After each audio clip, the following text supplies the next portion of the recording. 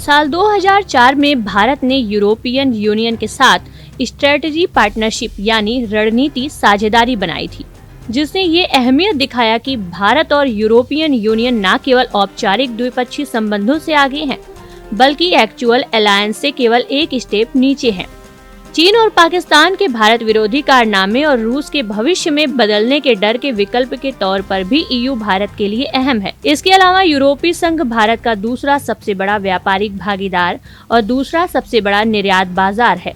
इसके साथ साथ यूरोपीय संघ और भारत स्वच्छ ऊर्जा और जलवायु कार्रवाई पर भी मिलकर काम कर रहे हैं।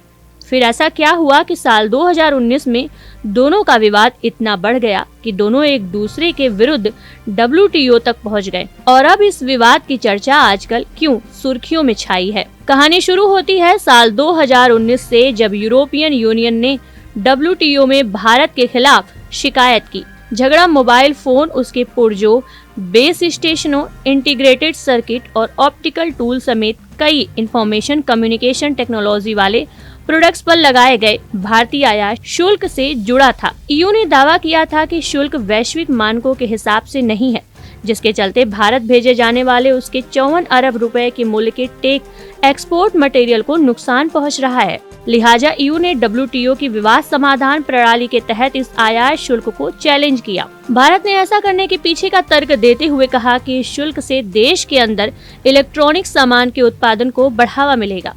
बाद में इसके लिए भारत सरकार ने प्रोडक्शन लिंक्ड इंसेंटिव PLI योजना भी शुरू की।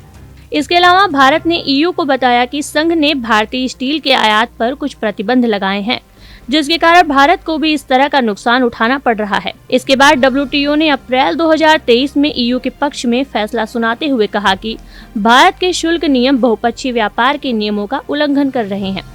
मामला तब और ज्यादा गर्मा गया जब भारत ने इस आदेश की वैधता पर ही सवाल उठा दिया था। इसी तनाव के बीच एक वरिष्ठ अधिकारी ने बताया कि अगर ट्रेड ब्लॉक भारत पर आयात शुल्क के बदले यूरोप के घरेलू कानून को लागू करने का फैसला करता है तो भारत जवाबी कार्रवाई कर सकता है। तनातनी के माहौल में यूरोपीय यूनियन के एक प्रवक्ता ने भी बयान जारी किया कि अगर भारत विश्व व्यापार संगठन के फैसले का पालन नहीं करता है तो यूरोपियन यूनियन भारतीय सामानों पर भी शुल्क लगा सकता है। अब चूंकि यूरोपियन संघ भारत का दूसरा सबसे बड़ा व्यापारिक पार्टनर है, इसलिए विवाद का समाधान बहुत जरूरी था। इसके बाद माहौल शांत होना तब शुरू हुआ जब दोनों पक्षों ने आपस में बातचीत कर झगड़े का समाधान करने के लिए WTO से समय मांगा था, जिसके लिए WTO की ओर से 19 सितंबर तक का समय दिया गया। इसके बाद 3 महीने और दिए गए। अब मीडिया रिपोर्टों में दावा किया जा रहा है कि दोनों पक्ष इस मामले में एक आपसी समझौते की तरफ बढ़ रहे हैं। कहा तो ये भी जा रहा है कि भारत और ईयू के बीच बने उच्च स्तरीय trade and tech counselling TTC में एक बैठक में इस समाधान पर चर्चा हुई थी। इसके बाद हमारे सामने TTC नाम का एक और अहम मुद्दा आता है।